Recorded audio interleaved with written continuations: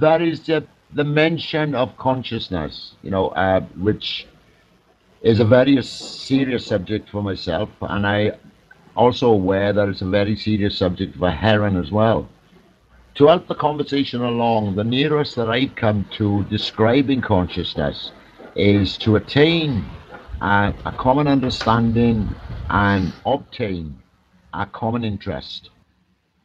Well, I've given up. Well, I haven't given up. Consciousness is not a word that I speak of often because, yeah, just because I don't know how to talk sensibly about it, and especially the whole idea of identity and the concept of self, or what the word I refers to. I've just been left speechless in those areas, and I'm getting more and more comfortable being speechless in those areas. I just don't know how to talk about those things sensibly. I still do try to talk about them, but I'm never happy with what goes on. But I think that's the process we have to go through. I'm always making that analogy to electricity in the year 1800. Well, most of the talk, there wasn't even a word for electricity in 1800. There was just a bunch of sort of folk wisdom around rubbing things together and doing certain things, and it was almost more like magic than it was science at that time, and trying to talk about it at that time was difficult. But now here we are on TeamSpeak all over the world talking to one another because a bunch of scientists for a long time started looking very carefully at those old folk wisdom tales and doing experiments and literally inventing new language.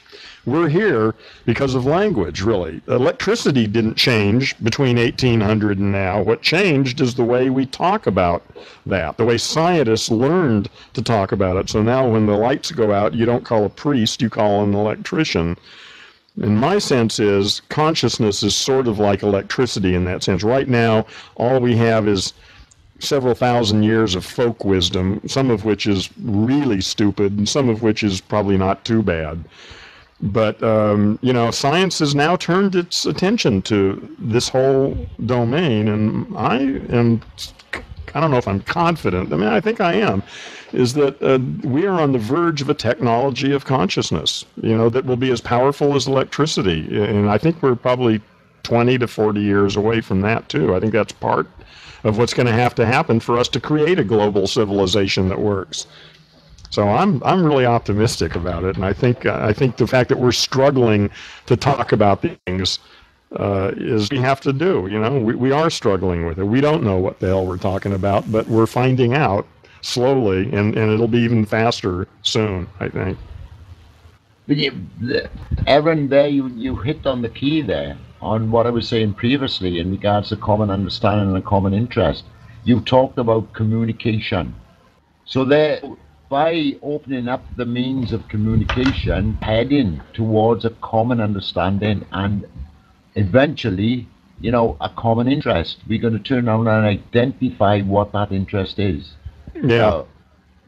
Coming from the political community, what sort of interest I perceive it to be, right? I don't have to mention that naughty word, of CLASS. But there we go.